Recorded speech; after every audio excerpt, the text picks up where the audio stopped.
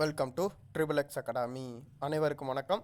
நம்ம இன்றைக்கி இந்த வீடியோவில் என்ன பார்க்க போகிறோம் அப்படின்னு சொல்லிட்டு பார்த்தோம்னா, ஆர்பிஎஃப் கான்ஸ்டபிளுக்கான அப்ளிகேஷன் ஸ்டேட்டஸ் வந்து ரிலீஸ் பண்ணிட்டாங்க. அதாவது உங்களுடைய அப்ளிகேஷனை ரிஜெக்ட் பண்ணியிருக்காங்களா இல்லை அப்படின்னு சொல்லிட்டு பார்த்தீங்கன்னா உங்களுடைய அப்ளிகேஷனை வந்து அப்செட் பண்ணிட்டாங்களா அப்படின்னு சொல்லிட்டு தான் நமக்கு வந்து ரிலீஸ் பண்ணியிருக்காங்க. இந்த அப்ளிகேஷன் ஸ்டேட்டஸை நம்ம எப்படி செக் பண்ணுறது அப்படின்னு சொல்லிட்டு பார்த்தீங்கன்னா அதை பற்றி தான் நம்ம இந்த வீடியோவில் ஃபுல்லாக பார்க்க போகிறோம். வீடியோவை ஸ்கிப் பண்ணாமல் பாருங்கள். வேறு எதுவும் டவுட்ஸ் வந்து உங்களுக்கு இருந்துச்சு அப்படின்னு சொல்லிட்டு பார்த்தீங்கன்னா நம்மளுடைய கமெண்ட் பாக்ஸில் கமெண்ட் பண்ணிடுங்க.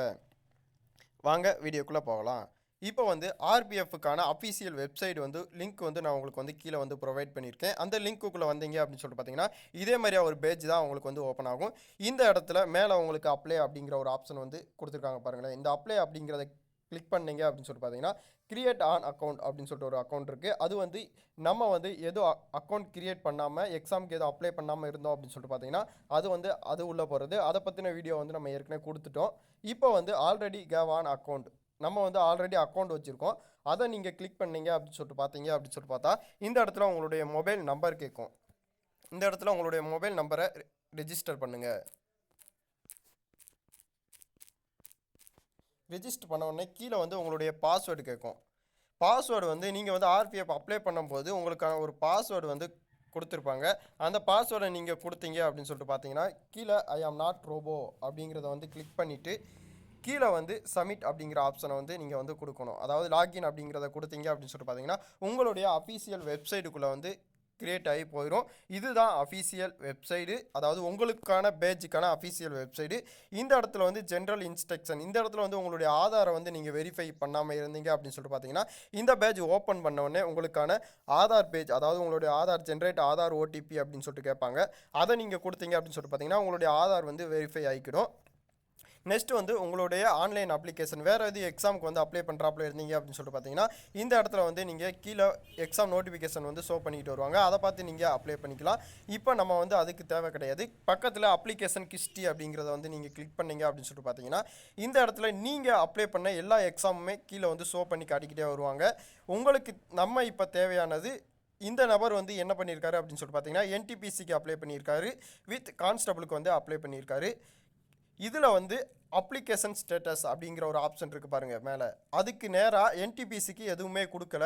ஆனால் ஆர்பிஎஃப் அப்படின்னு சொல்லிட்டு எடுத்துக்கிட்டிங்க அப்படி பார்த்தீங்கன்னா அப்செட்டட் அப்படின்னு சொல்லிட்டு ஒரு ஆப்ஷன் வந்து கொடுத்துருக்காங்க. அதாவது உங்களுடைய அப்ளிகேஷனை வந்து நாங்கள் அப்செட் பண்ணிக்கிட்டோம் அப்படின்னு சொல்லிட்டு தான் நமக்கு வந்து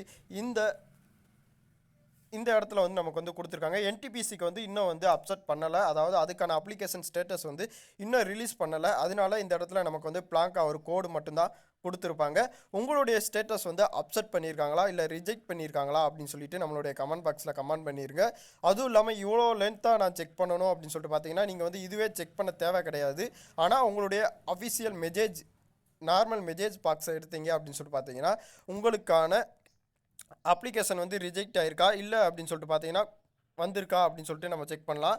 அதை வேணால் நான் உங்களுக்கு செக் பண்ணி காட்டுறேன் பாருங்களேன். அஃபிஷியல் இதுதான் நமக்கு ஆர்பிஎஃப்லேருந்து வந்த மெசேஜ். இந்த இடத்துல நீங்கள் பாருங்களேன், dear applicant your application for CN number RPF 2024 constable has been provisionally accepted அப்படின்னு சொல்லிட்டு நமக்கு வந்து இந்த இடத்துல வந்து உங்களுக்கு வந்து கொடுத்துருக்காங்க. அதாவது இந்த இடத்துல உங்களுக்கு வந்து சொல்லிட்டாங்க என்னுடைய அப்ளிகேஷனை வந்து அப்செட் பண்ணிட்டோம் அப்படின்னு சொல்லிட்டு. இந்த இடத்துல ரிஜெக்ட் பண்ணியிருந்தாங்க அப்படின்னு சொல்லிட்டு பார்த்தீங்கன்னா ரிஜெக்ட்டுக்கான காரணமுமே உங்களுக்கு வந்து ஷோ பண்ணி கீழே காட்டியிருப்பாங்க. அதாவது ஃபோட்டோ வந்து நீங்கள் தெளிவாக அப்லோட் பண்ணலை, இல்லை அப்படின்னு சொல்லிட்டு பார்த்தீங்கன்னா சிக்னேச்சர் வந்து உங்களுக்கு ப்ராப்ளமாக இருக்குது, இல்லை அப்படின்னு பார்த்தீங்கன்னா டாக்குமெண்ட்டில் வந்து உங்களுக்கு வந்து ப்ராப்ளம் இருக்குது அப்படின்னு சொல்லிட்டு இந்த 3 ரீசனுக்காண்டி கண்டிப்பான முறையில் ரிஜெக்ட் பண்ணலாம். நம்மளுடைய ஸ்டூடெண்ட்ஸ், அதாவது இந்த வீடியோ பார்க்குற யாருக்கும் ரிஜெக்ட் பண்ணியிருந்தாங்க அப்படின்னு சொல்லிட்டு பார்த்தீங்கன்னா நம்மளுடைய கமெண்ட் பாக்ஸில் கமெண்ட் பண்ணிடுங்க. எதுக்கு அப்படின்னு சொல்லிட்டு பார்த்தீங்கன்னா நெக்ஸ்ட் வர நண்பர்களுக்கு வந்து இந்த இடத்துல வந்து நம்ம தப்பு விடக்கூடாது அப்படின்னு சொல்லிட்டு நமக்கு வந்து தெரியும். அதாவது இந்த இடத்துல தப்பு பண்ணியிருந்தோம் அப்படின்னு சொல்லிட்டு பார்த்தீங்கன்னா நம்மளுடைய அப்ளிகேஷனை வந்து ரிஜெக்ட் பண்ணிடுவாங்க அப்படின்னு சொல்லிட்டு அவங்க வந்து கொஞ்சம் கண்டிப்பாக பார்த்துக்கிறதுக்காண்டி தான் நம்ம வந்து கமெண்ட் பண்ண சொல்கிறோம். வேறு எதுக்கும் நம்ம வந்து கமெண்ட் பண்ண சொல்லலை. நெக்ஸ்ட்டு வந்து இதுக்கான எக்ஸாம் வந்து நமக்கு வந்து என்னைக்கு கண்டக்ட் பண்ணலாம் அப்படின்னு சொல்லிட்டு பார்த்தீங்கன்னா இன்னும் 1 மந்த் அல்லது அப்படின்னு சொல்லிட்டு பார்த்தீங்கன்னா 2 மந்த்துக்குள்ளே வந்து எக்ஸாம் வந்து கண்டிப்பான முறையில் நமக்கு வந்து கண்டக்ட் பண்ணிடுவாங்க. அதாவது அப்ளிகேஷன் ஸ்டேட்டஸ் வந்து ரிஜெக்ட் பண்ணோடனே நமக்கு வந்து ஷார்ட் லிஸ்ட் வந்து கண்டிப்பான முறையில் கிடச்சிரும். அந்த ஷார்ட் லிஸ்ட் படி அப்ளிகேஷன் அதாவது அப்ளிகேஷன் ஷார்ட் லிஸ்ட் படி நெக்ஸ்ட் வந்து நமக்கு எக்ஸாம் தான் ப்ரொவைட் பண்ணுவாங்க. அதனால் இப்போ இருந்து நீங்கள் படிக்க ஆரம்பிக்கணும் அப்படின்னு சொல்லிட்டு பார்த்தாலும் கண்டிப்பான முறையில் இந்த ஆர்பிஎஃப்க்கு வந்து நீங்கள் வந்து செலக்ட் ஆகலாம் அப்படின்னு சொல்லிட்டு நான் வந்து உறுதியாக சொல்ல முடியும். அதாவது மேக்ஸிமம் 8 ஹவர்ஸ் ஆகுது நீங்கள் வந்து கண்டிப்பான முறையில் படிக்கிறாப்புல இருக்கும். அதாவது முதல்ல இருந்து நீங்கள் படிச்சுக்கிட்டு வந்தீங்க அப்படின்னு சொல்லிட்டு பார்த்தீங்கன்னா ஒரு 2 ஹவர்ஸ் 3 ஹவர்ஸில் வந்து நீங்கள் வந்து படித்து பாஸ் பண்ணிடலாம். ஆனால் இப்போ வந்து குறுகிய காலம் இருக்கிறதுனால நீங்கள் கண்டிப்பான முறையில் 8 ஹவர்ஸ் மேக்ஸிமம் நீங்கள் வந்து 8 ஹவர்ஸ் ஆகுது கண்டிப்பான முறையில் படித்து தான் ஆகணும்.